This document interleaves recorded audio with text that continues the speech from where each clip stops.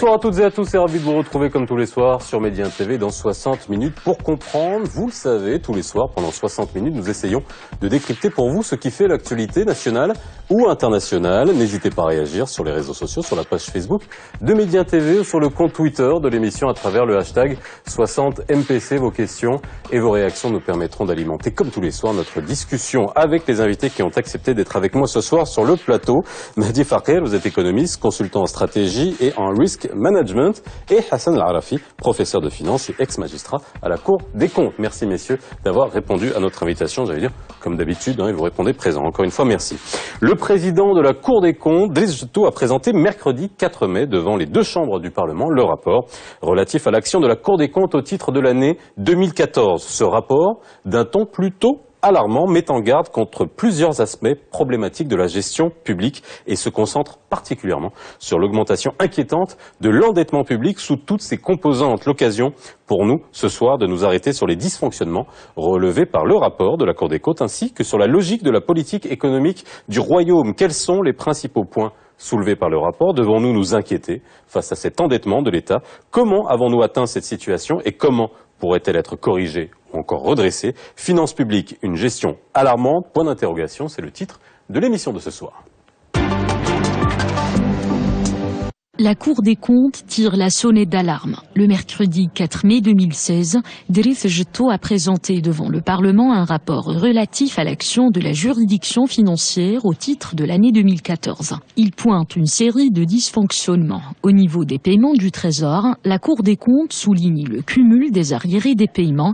Les arriérés de la TVA au profit des établissements et des entreprises publiques ont augmenté de 8,7 milliards de dirhams en 2010 à plus de 25 milliards de dirhams à fin 2015. Le deuxième point abordé concerne les déséquilibres identifiés, en particulier l'arrêt d'une partie des subventions accordées aux académies régionales de l'éducation et de la formation. Pour le volet des régimes de retraite, la Cour des comptes qualifie les réformes proposées d'insuffisantes. Selon Driss Jetto, les propositions n'englobent pas l'ensemble des régimes. Elles contribuera à peine à réduire le déficit actuel, car les cotisations resteront insuffisantes pour couvrir les engagements et payer les pensions. La juridiction financière a abordé également le manque de continuité des initiatives de réforme de la fonction publique, l'augmentation de 47% de la masse salariale en 7 ans et les arrêts et jugements en matière de discipline budgétaire et financière. Le chiffre le plus choquant révélé par Driss Jetto est lié à l'absentéisme. En 2014, le département de l'enseignement a enregistré l'équivalent de l'absence de 4000 enseignants durant une année. Concernant les chantiers en cours, la Cour des comptes a évoqué la mise en œuvre de la loi organique relative à la loi de finances. Elle a déjà mis en place des équipes de travail pour renforcer les compétences et prévoit des partenariats institutionnels. Et c'est à travers le jumelage avec un groupe d'instances de contrôle des finances publiques de l'Union européenne. Concrètement, la Cour des comptes est chargée de contrôler l'exécution des lois de finances, des lois qui présentent les recettes et les dépenses de l'État et qui permettent au Parlement d'approuver le budget. La Cour des comptes assiste également le Parlement et le gouvernement dans plusieurs domaines et rend compte au roi de l'ensemble de ses activités. Bien, messieurs, comme d'habitude sur ces sujets-là, je vais faire appel à votre capacité de vulgarisation pour qu'on puisse aller sur ces sujets-là sans aborder cela de manière très technique. Mais avant qu'on parle justement des conclusions de ce rapport de la Cour des comptes, parce qu'on va parler bien sûr d'endettement, on va parler de réforme des retraites, on va parler de recouvrement des créances publiques, des investissements.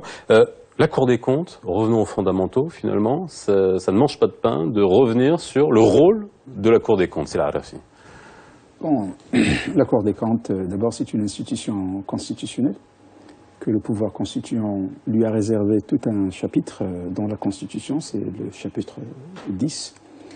D'une manière nécessairement synthétique, la Cour des comptes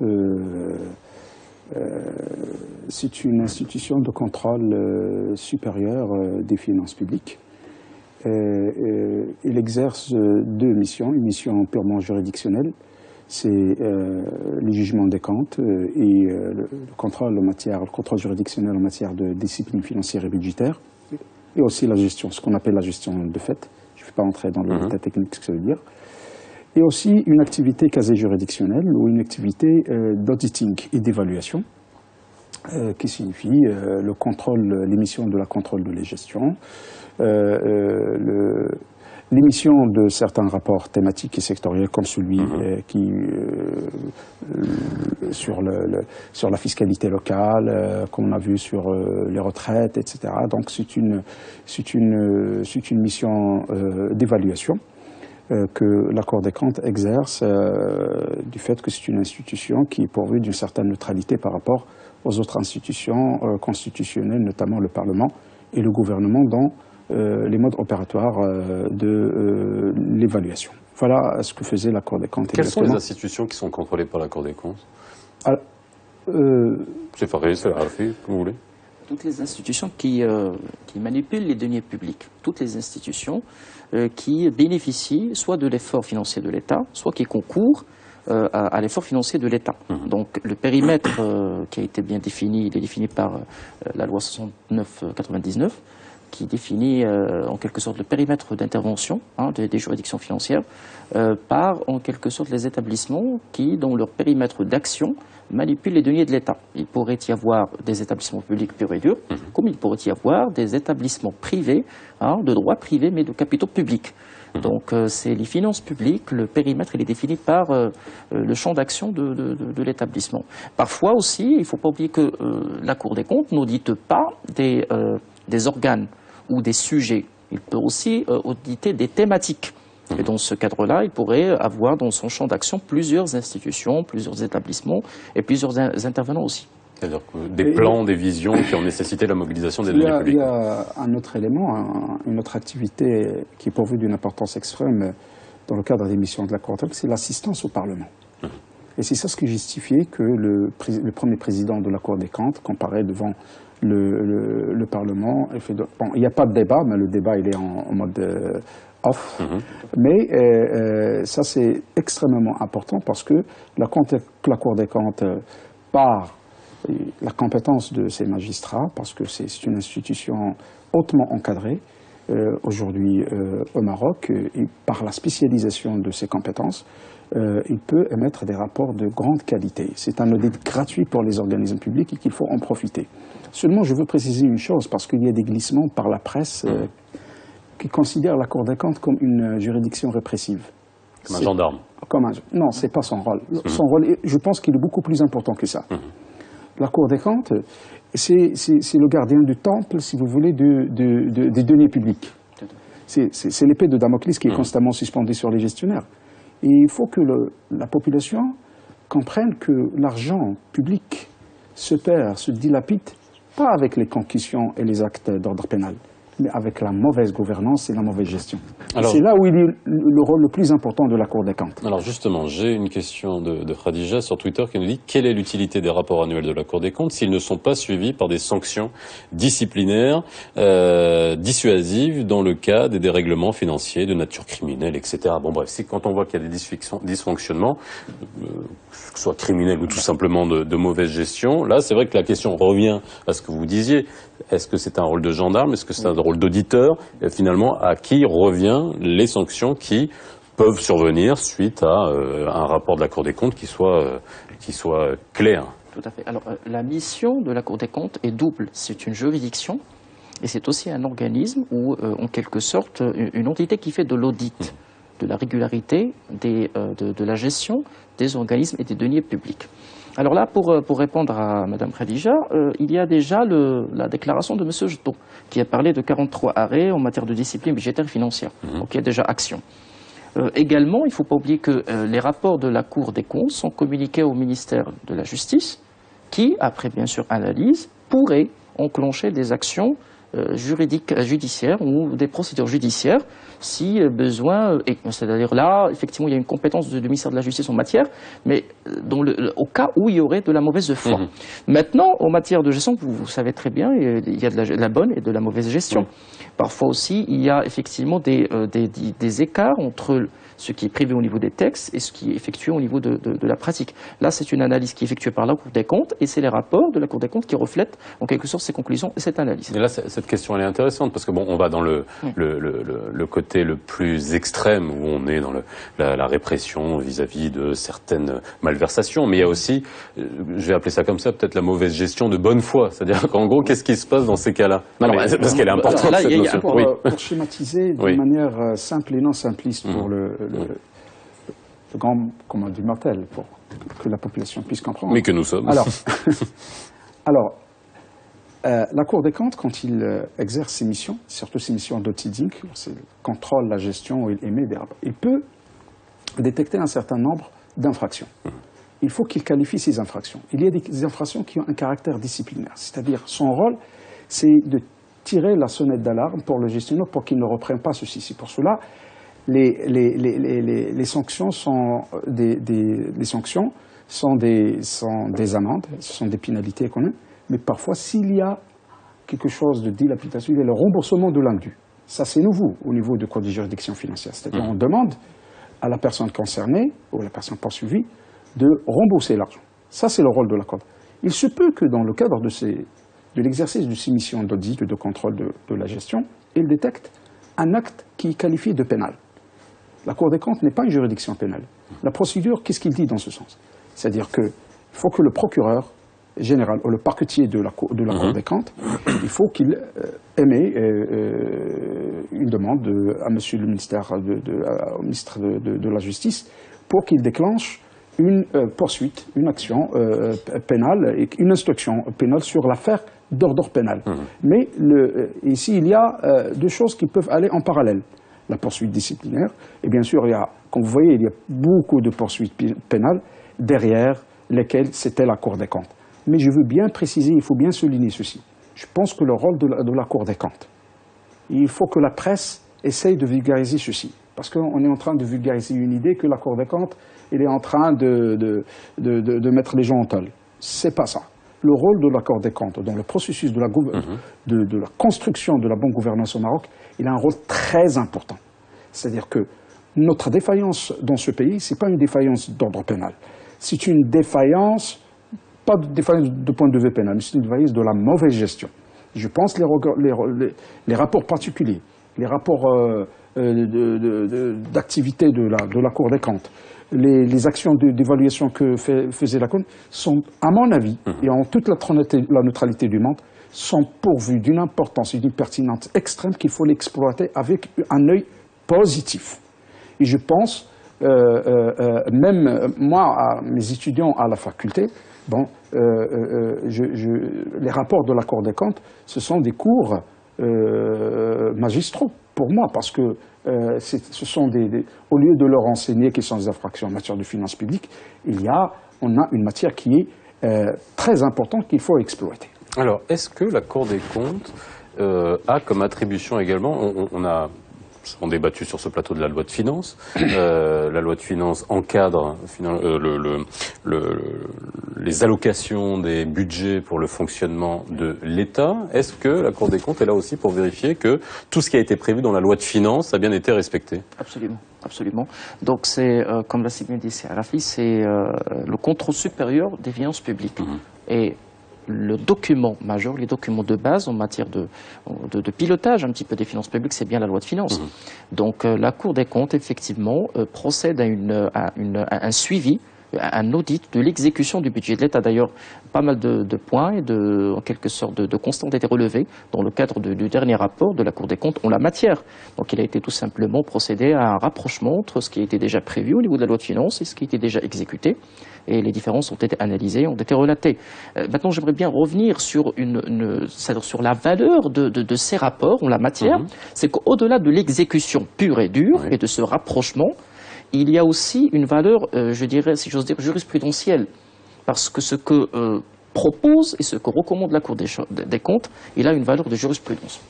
Maintenant, on parle énormément un petit peu de faits, de constats en la matière. Parfois, ces constats sont en quelque sorte le résultat d'un problème de fait, absence d'une loi, absence d'un cadre. C'est la Cour des comptes qui enclenche et qui recommande la revue du cadre ou la mise en place d'une loi ou la mise en place en quelque sorte d'un mécanisme qui permet en quelque sorte la gestion et qui permet en quelque sorte des cadres de gestion pour les finances publiques. À maintes reprises, c'est la Cour des comptes qui a recommandé la revue de la batterie qui régit un petit peu la réglementation de change au Maroc. C'est la Cour des comptes qui a relevé que pour l'OCE, il y avait absence de statut et qui a recommandé la mise en place rapidement soit de ce statut, soit la disparition carrément de cet organisme. Donc c'est un peu l'importance de la Cour des comptes, c'est qu'au-delà du caractère ou de l'aspect quantitatif de son travail, c'est surtout le qualitatif. Et puis, si on suit l'historique des rapports de la Cour des comptes, ils prennent de plus en plus de poids et de consistance au fur et à mesure, au fil des années. Vous savez que le point fort de la Cour des comptes, c'est qu'il a une approche normative.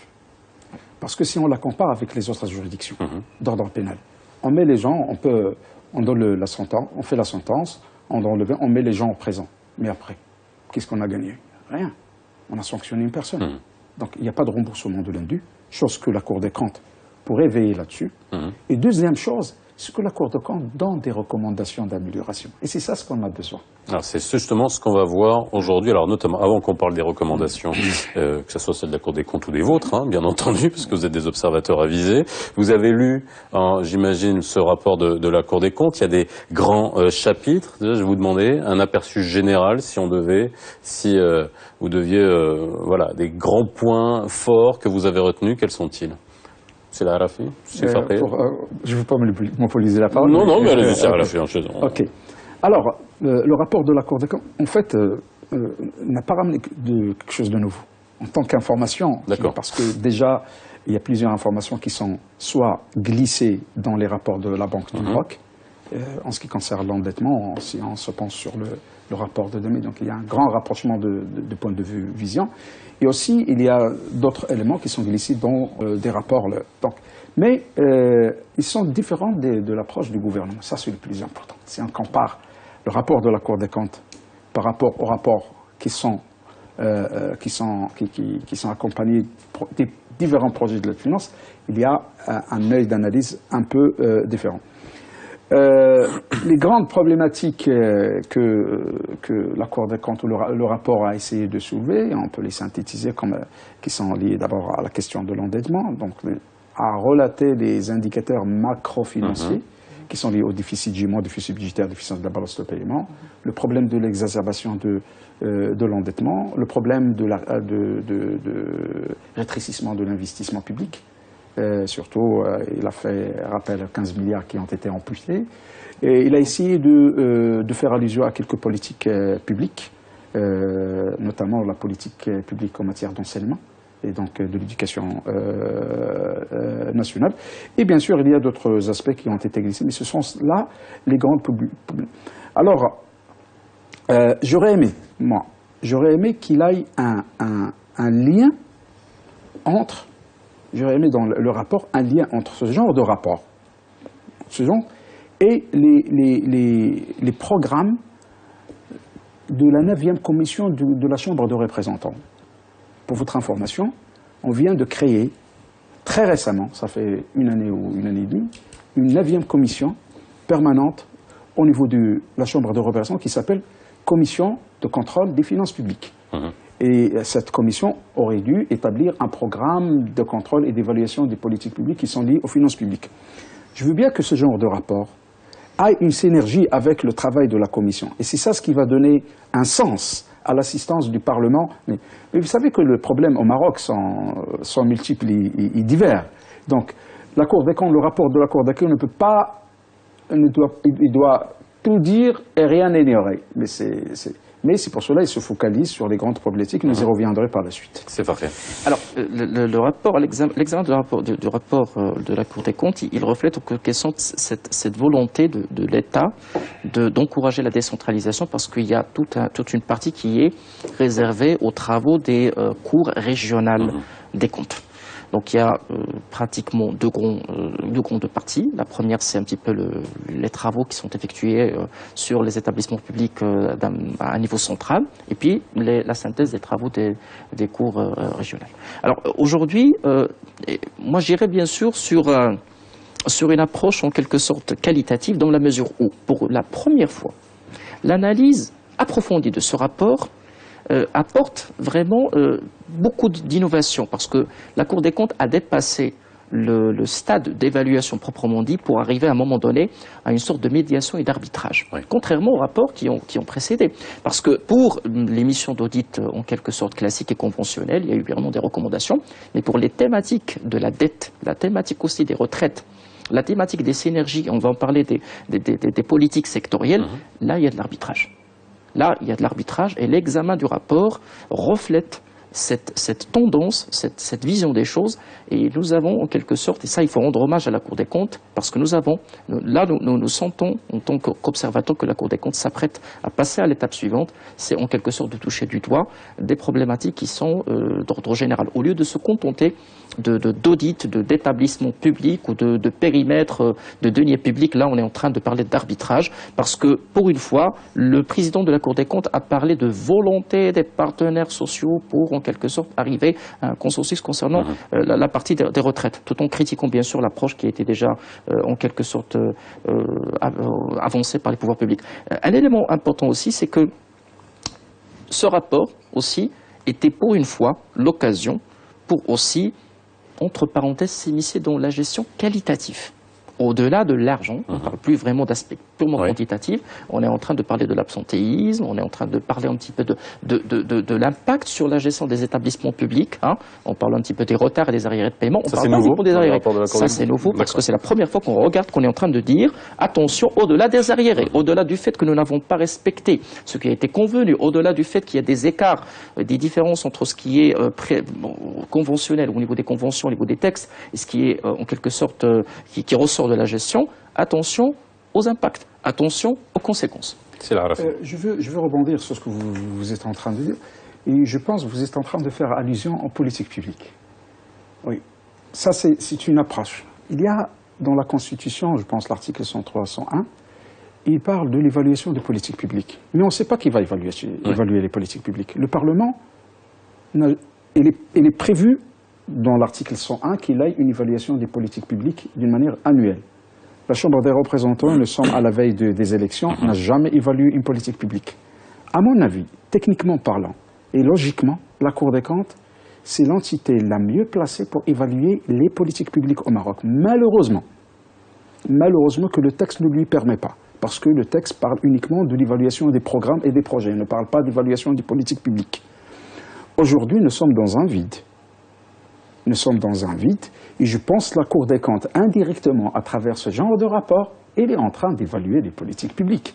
Lorsqu'il donne son avis sur la politique de gestion de la retraite, qu'il est en train d'évaluer qualitativement quelques politiques de l'enseignement. Et donc, je pense que le législateur est convié à donner un nouveau souffle au Code de juridiction financière en redonnant cette compétence à la Cour des comptes. Je pense qu'il va assister énormément le Parlement à asseoir sa compétence d'évaluation des politiques publiques sur de nouvelles lois. Parce qu'on ne peut pas conférer cette attribution ni au privé, ni au gouvernement. Le Parlement, il est désarmé pour le faire. Et je pense que la Cour des comptes, vu ses compétences, vu les moyens dont il dispose, il est mieux placé pour avoir cette attribution. Alors, un des points extrêmement importants relevés par le rapport, vous l'avez dit, on en a parlé, on va juste essayer d'expliquer, parce qu'on en entend souvent parler, sans vraiment savoir ce qu'il y a derrière et à quoi ça sert, c'est l'endettement. Alors, on peut crier au loup jusqu'à après-demain en nous disant qu'on est extrêmement endetté. Si on voit dans d'autres pays développés, on voit également, comme les États-Unis ou la France, les taux d'endettement sont quand même assez énormes. Donc, lorsqu'on entend une dette publique du Maroc qui représente en 2014 88,5% de son PIB, des entreprises publiques à elles seules qui ont cumulé 234 milliards de dettes, garanties ou non. Quand on entend ça, on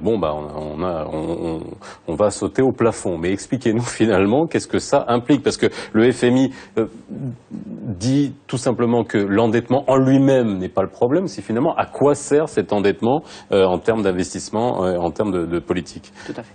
Alors l'endettement, c'est le résultat d'une stratégie, d'une politique, d'un ensemble de projets. C'est-à-dire pour un État, l'endettement c'est quelque chose de très normal.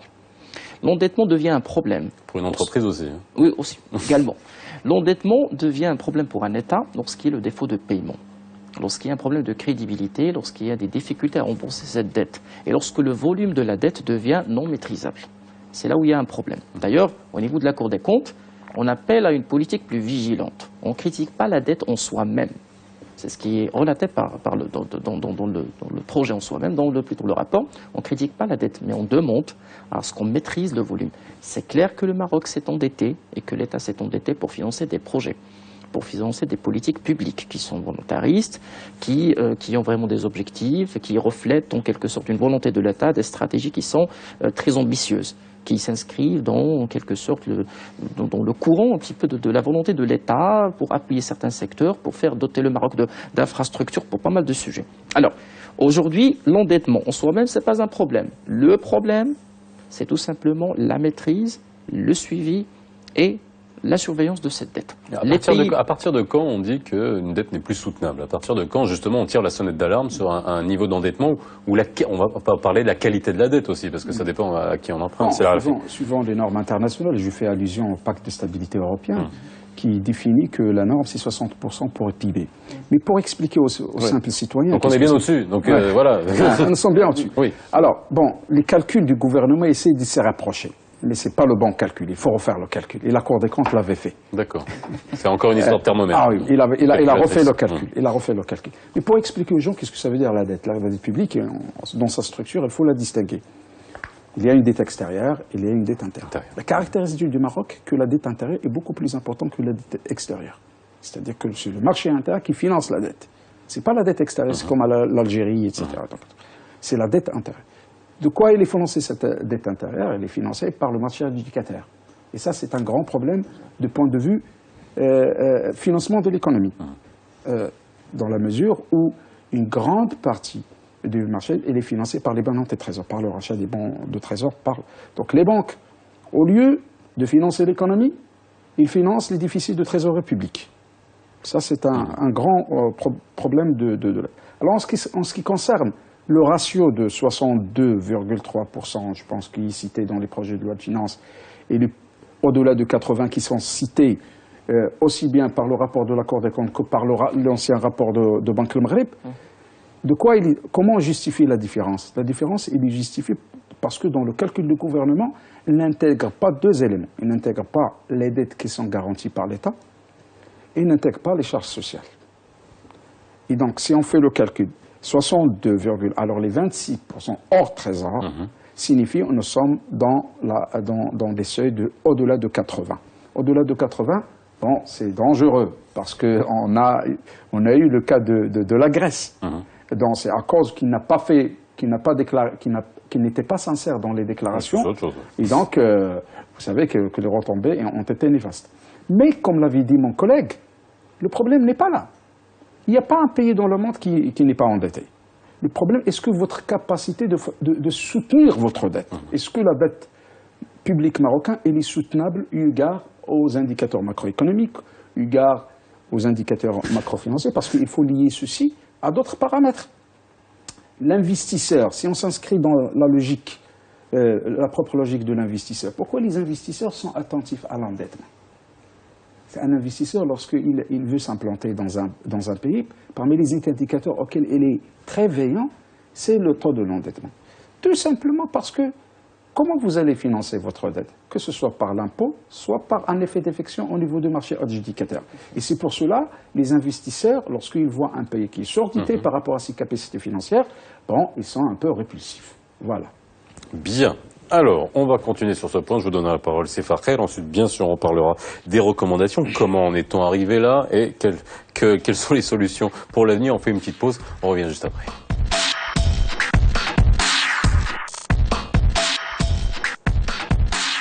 De retour sur le plateau de 60 minutes pour comprendre avec un petit précis d'économie aujourd'hui. On a essayé de... Enfin, on a compris le rôle de la Cour des comptes, ses attributions, ce qui manquait par rapport à ce que vous pensez, les points qui font défaut finalement et qui sont mis en exergue par ce rapport de la Cour des comptes. On a parlé de l'endettement. Vous vouliez rajouter quelque chose par rapport à ça? Après, parce que vous l'avez bien dit, l'économie, ça se finance avec les budgets, se finance avec la dette, mais aussi par les recettes publiques. Et il y a un point qui est quand même assez important, qui a été pointé par CGTO, c'est le faible taux de recouvrement des recettes publiques.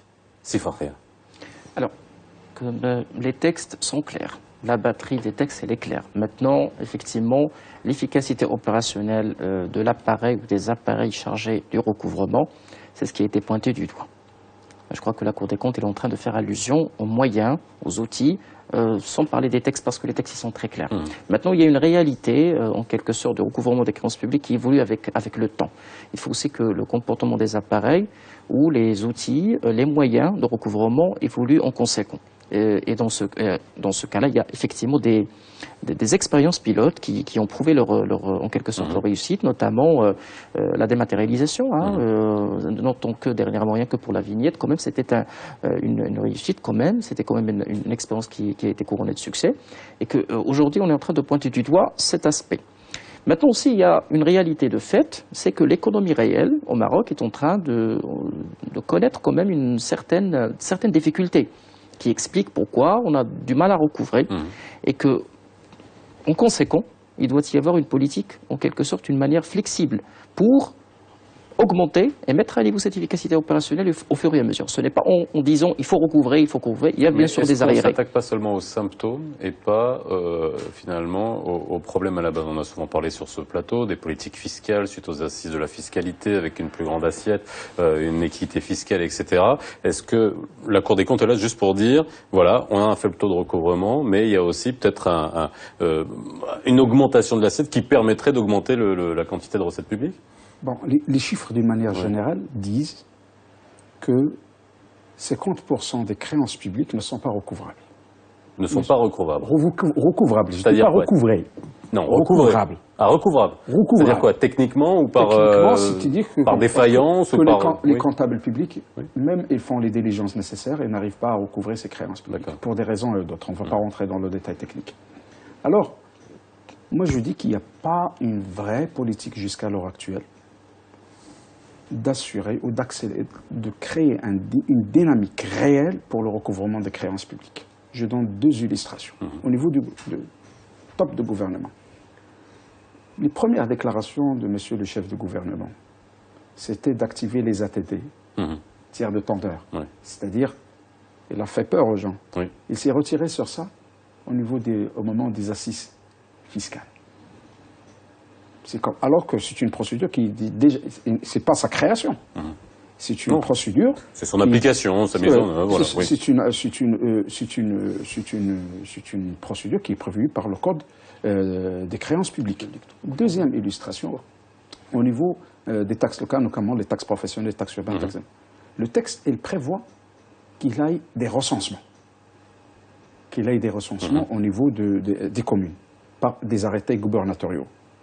Mais je ne connais pas une commune qui a fait un recensement fiscal. Ce sont les inspecteurs des impôts qui font ça.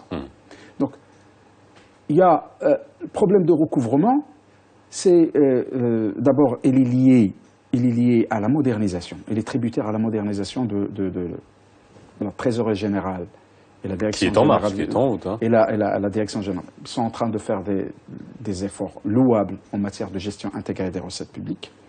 Mais je pense que le chemin, il est encore long. Aussi, il est lié au civisme fiscal du citoyen. Au civisme fiscal. L'administration, d'accord, elle fait des efforts, mais le civisme fiscal... Dans la rive méditerranéenne, nous avons une politique anti-fiscale. C'est-à-dire les gens, ils n'ont pas cette avidité d'aller... Je vois personne dans le monde qui... Bon, les pays anglo-saxons, ils ont certaines cultures. Mais le problème de recouvrement, il n'y a pas un problème de recouvrement uniquement au niveau des créances fiscales. Parce que Derij avait parlé uniquement des créances fiscales. Il y a d'autres créances qui sont pourvues d'une importance extrême. Je n'ai pas de chiffres, mais j'ai l'impression que ça devrait être toléré. Ce sont les créances des établissements publics qui n'ont pas un caractère fiscal et qui n'arrivent pas à en assurer le recouvrement. Notamment, la caisse de compensation, il a une ardoise importante. L'OCP, il a une ardoise importante. L'ONCF, qui va recouvrer ceci? Les agents comptables, ils ne le font pas. Et donc, il y a un pan entier des créances publiques qui est en souffrance et qu'on doit lui chercher les solutions pour en assurer le recouvrement. Le recouvrement fiscal, il dépend de la mise en œuvre effective des instruments qui sont prévus par le code des créances, le code de recouvrement des créances publiques. Voilà. Alors, il me semble que le recouvrement des créances publiques est une affaire, en tout cas, si on parle de potentiel de recouvrabilité de ces créances, c'est un peu complexe. Parce qu'il y a du fiscal, du parafiscal, il y a des créances qui sont des deniers publics, parce que c'est des créances d'établissements publics ou d'établissements ou de sociétés privées, de capitaux publics. C'est compliqué aujourd'hui de parler d'un potentiel de recouvrabilité. C'est compliqué d'avancer un chiffre. C'est très compliqué. Cela dit, aujourd'hui, il faut quand même rendre hommage à certains efforts. Moi, j'ai parlé il y a un moment de la dématérialisation qui a donné ses fruits. En tout cas, là, je donne un exemple sur l'appareil. Il faut agir sur l'appareil, sur les mécanismes pour pouvoir augmenter cette efficacité opérationnelle et augmenter le potentiel de recouvrement. Mais il y a aussi l'action du gouvernement sur les textes. La contribution libératoire, c'était une idée quand même qui a permis à l'État de générer énormément de recettes comme fiscales. Aujourd'hui, c'est ce qu'il faut faire mûrir comme réflexion, faire mûrir comme expérience. C'est-à-dire nous avons les textes et nous avons les mécanismes de recouvrement. C'est les deux volets sur lesquels il faut agir pour qu'on puisse augmenter cette efficacité opérationnelle. Aujourd'hui, si on se met à recenser en quelque sorte la nature ou les catégories de recettes fiscales potentielles, ça c'est énorme. J'ai dit fiscal, parafiscal, foncier, c'est vraiment énorme. Maintenant, soit qu'on va standardiser les mécanismes, standardiser les appareils, soit qu'il faut qu'on se met sur des mécanismes qui sont à forte valeur ajoutée, c'est-à-dire en matière vraiment de recouvrement, soit qu'on se met d'accord sur les textes. Il faut qu'on parte sur texte, on part sur des amnisties potentielles, limitées dans le temps et dans l'espace, concernant certains volets, certains périmètres, et qu'on puisse par la suite instaurer des règles pérennes. Pour tout le monde. Voilà. Mais l'idée, effectivement, c'est que c'est effectivement tout un débat. Aujourd'hui, la Cour des comptes, il pointe du doigt, effectivement, il évoque, il met l'accent, en quelque sorte, c'est problématique, mais c'est vraiment très compliqué aujourd'hui de dire qu'il y aurait une ou plusieurs recettes miracles pour qu'on puisse vraiment dynamiser le recouvrement des créances publiques. Mais on en a besoin. On parle de fiscalité, on parle de règles fiscales. Pour qu'on puisse arriver à des règles fiscales consensuelles, il faut penser au recouvrement. L'État, bien sûr, il va marcher sur cette voie si le montant recouvré ou si vraiment les recettes fiscales vont augmenter. On va certainement alléger la pression fiscale. Mais aujourd'hui, il faut comprendre l'État aussi.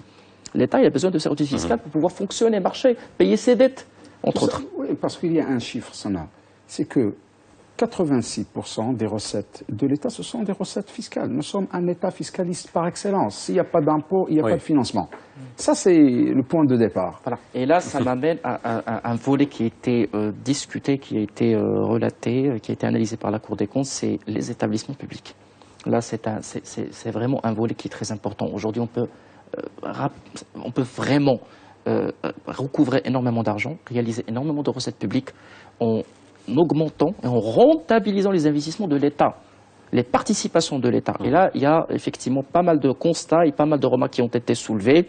Il y a eu beaucoup de recommandations. Alors justement, on va parler des recommandations. On regarde un sujet de Manal Ardari.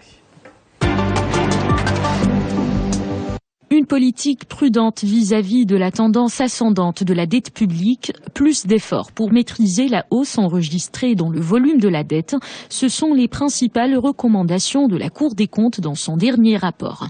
Selon le premier président de la juridiction, l'amélioration des indicateurs financiers publics nécessite un contrôle des dépenses ordinaires, l'amélioration des recettes et la poursuite des réformes nécessaires. Forment les initiatives liées à l'élargissement de l'assiette financière. Pour faire face aux différentes difficultés qui ont marqué l'année 2012, des mesures urgentes ont été adoptées en 2013. D'abord le contrôle du volume des dépenses publiques, puis l'application progressive du système d'indexation sur les prix des produits pétroliers. Pour ce qui est de l'emploi, la réforme des politiques de recrutement, de formation, d'évaluation et de promotion ne peuvent être envisagées séparément de la réforme du régime des salaires. C'est ce qu'a déclaré Driss Jto, le premier président de la Cour des comptes, qui s'est aussi intéressé à la promotion économique du Maroc et du produit national. À l'exemple des stratégies de plusieurs pays, en l'occurrence Singapour, l'Espagne, la Grande-Bretagne, la Turquie et les Émirats arabes unis.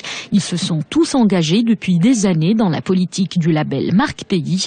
Le label tient compte des considérations du commerce extérieur, de l'investissement et de la promotion des exportations.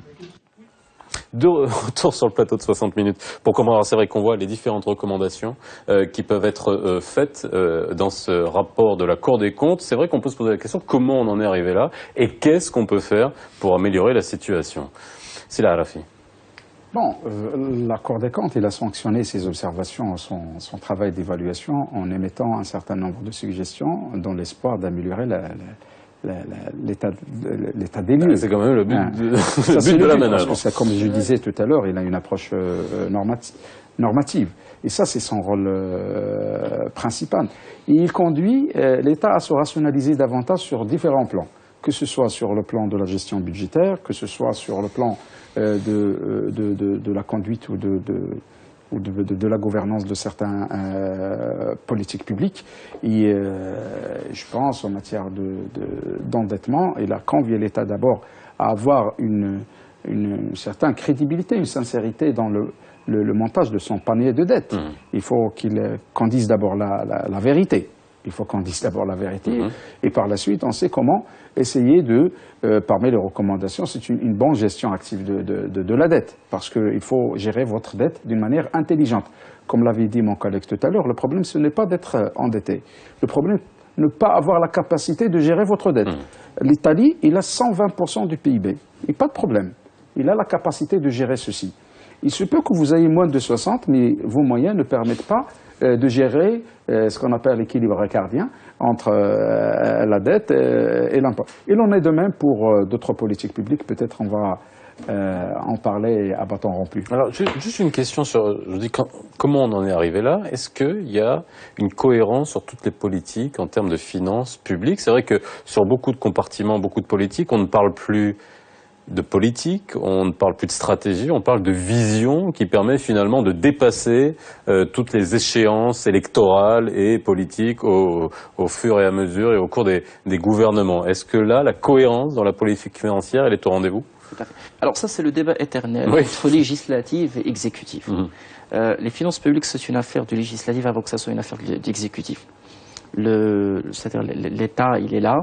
Bon, les gouvernements se succèdent, c'est-à-dire les gouvernements où les responsables exécutifs sont là, ils partent, ils repartent, il y a des élections, il y a des gouvernements, mais l'État est là. Alors là, effectivement, c'est une question de texte, et je crois qu'on a rapidement fini par le comprendre, parce que ça, c'est un avis en quelque sorte d'ordre technique.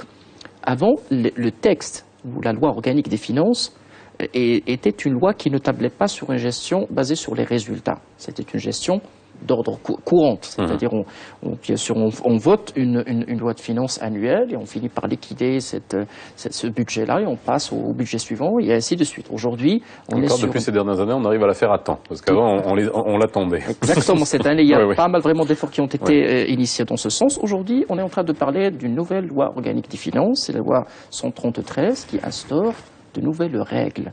On est en train de parler d'une gestion basée sur les résultats.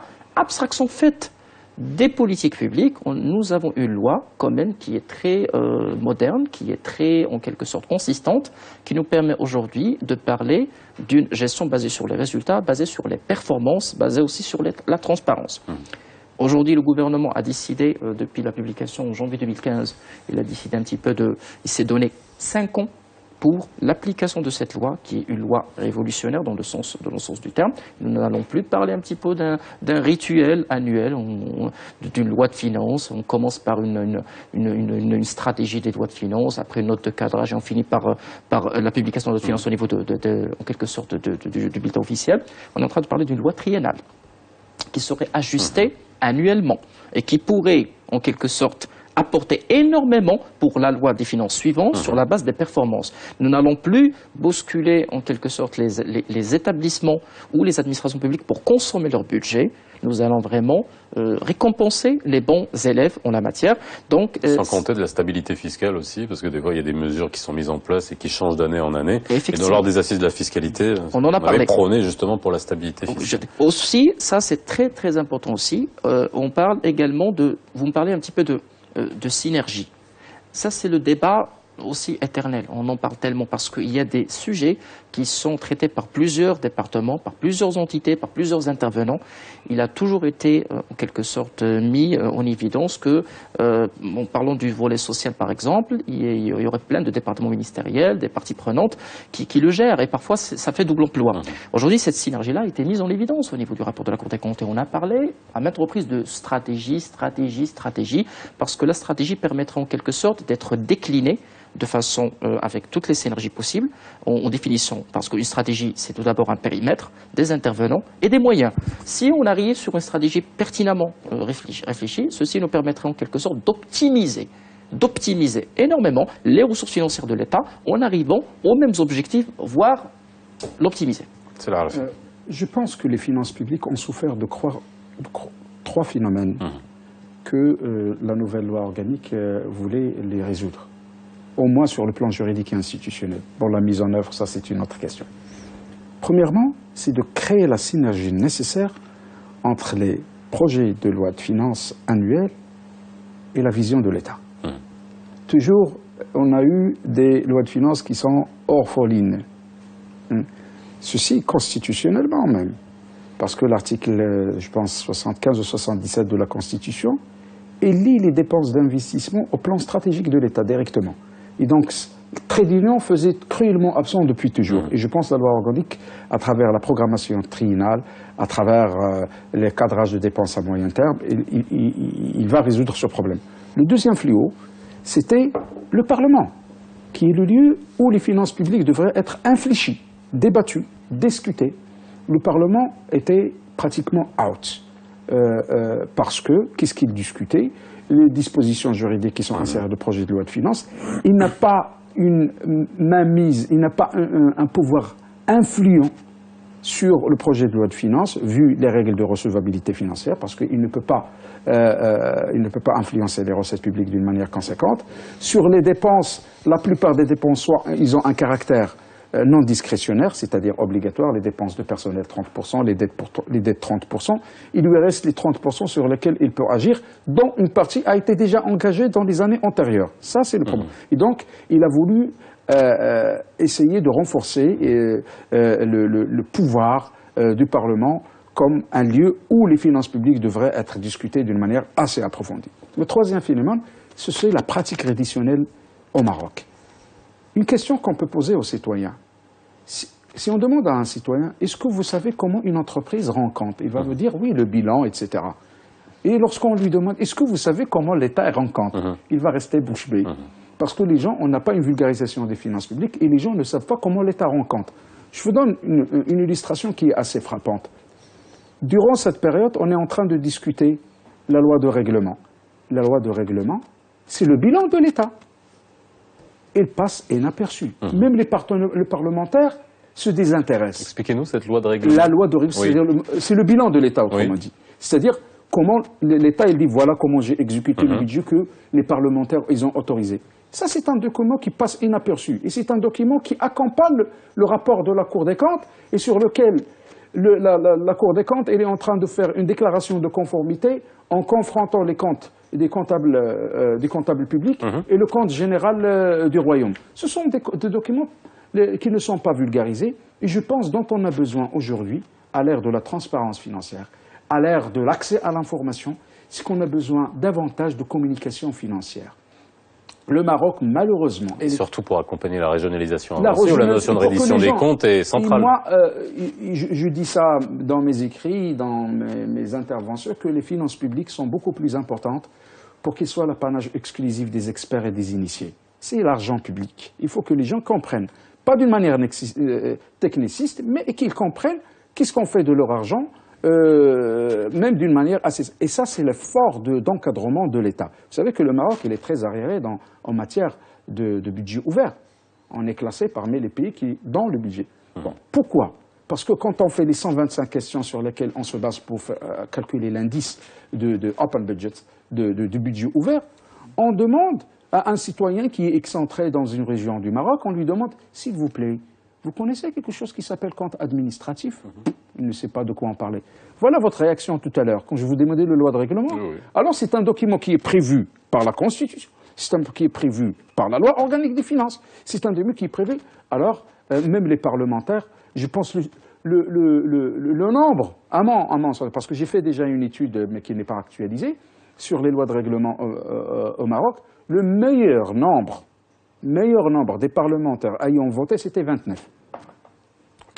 Ça vous donne une idée. Non, c'est éloquent. Alors, c'est le Fahel. moi, si j'évoque la partie technique, il faut quand même rendre hommage à un travail louable qui a été effectué par les pouvoirs publics.